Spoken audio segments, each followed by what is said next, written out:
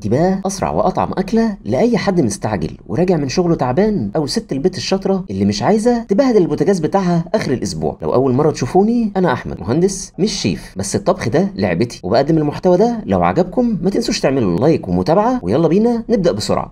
الحواوشي المصري على اصوله، وهنعمله بتسويتين مختلفتين، واحده في الطاسه والتانيه في الفرن، والطعم ايه حكايه. وتعالوا نجيب الموضوع من البدايه.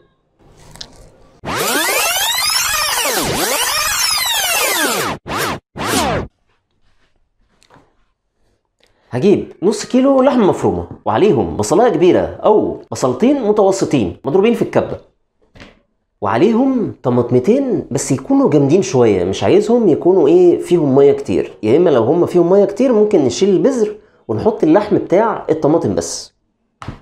واخر حاجه ربطه بقدونس. طبعا في ناس ما بتحبش الطماطم في الحواوشي، بس بصراحه انا بحس بطعم الطماطم بيكون ألذ، بيخليه طري وجوسي من جوه.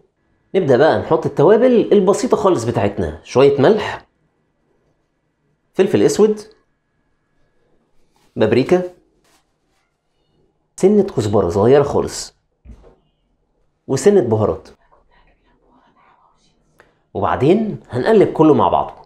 ما تنسوش تكتبوا لي في التعليقات انتوا بتحبوا الحواوشي فيه طماطم ولا من غير. هنقلب كويس لحد لما الخلطه كلها تمتزج ببعضها، وبدون ما نخلي الطماطم تنزل الميه بتاعتها. وبس كده، هنسيبه في التلاجة نص ساعة أو ساعة على بال ما نجهز العيش ونبدأ نحشي العيش. بعد كده هنجيب العيش البلدي بتاع الفرن، نبدأ نفتحه. مش هفتحه فتحة كبيرة قوي علشان ما تبقاش مبهوقة يعني واللحمة تقع منه. فتح كل الكمية اللي عندنا. نجيب بقى رغيف العيش، ناخد بقى جزء من اللحمة، بعد كده نرميه في قلب العيش.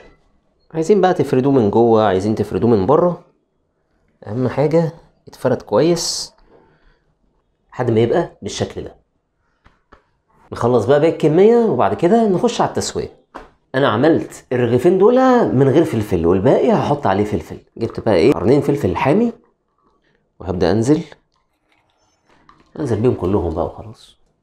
عاده لما بكون مستعجل بلفه في ورق فويل وارميه في الفرن على طول زي كده. الرغيفين بقى اللي هما ما فيهمش فلفل لازم نعملهم مع بعض علشان ما يتلخبطوش مع الباقي. بس كده هندخلهم الفرن على حرارة 240 او 260 اعلى درجة حرارة في الفرن اللي عندكم لمدة 25 او 30 دقيقة. والاتنين دول بقى هنعملهم على الطاسة. يلا بينا. هنسخن الطاسة كويس، ننزل بحتة زبدة او سمنة بلدي، طبعا هيكون افضل بكتير. وبعدين هننزل بالعيش ده بقى، هنهدي النار شوية عليه علشان ما يحمصش العيش واللحمة ما تكونش استوت. نقلب بقى على الوش التاني. يا سيدي على القرمشة يا سيدي. ممكن نحط حتة زبدة كده عشان تنزل برضو تحته من الناحية التانية. وبس كده. شيء رائع رائع.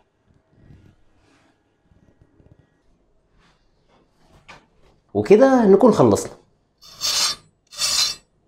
سامعين الصوت؟ رهيب. انا متفائل لده قوي. انا اول مره اعمله بس مبسوط منه جدا. يلا بقى نجيب التاني اللي كان في الفرن. تعالوا بقى ندوق اللي في الطاسه اجدع ولا اللي في الفرن اجدع. بصوا كمان اللي في الفرن جامد صح؟ طب تعالوا نشوف بقى مين اللي اجمد فيهم، اللي في الطاسه ولا اللي في الفرن. يا ترى بقى انهي واحد فيهم اللي هيكسب؟ بسم الله. ايه ده؟ ايه ده؟ طب نشوف بقى اللي في الفرن. سخن.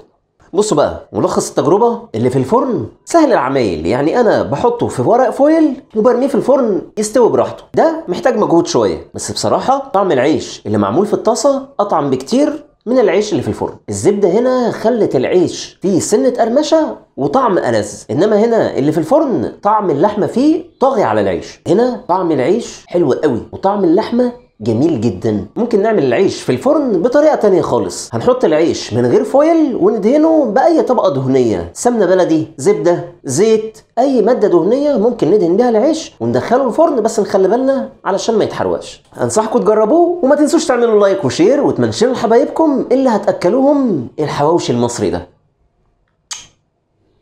أشوفكم في فيديو جديد. الفلفل جامد قوي بس حلو برضه.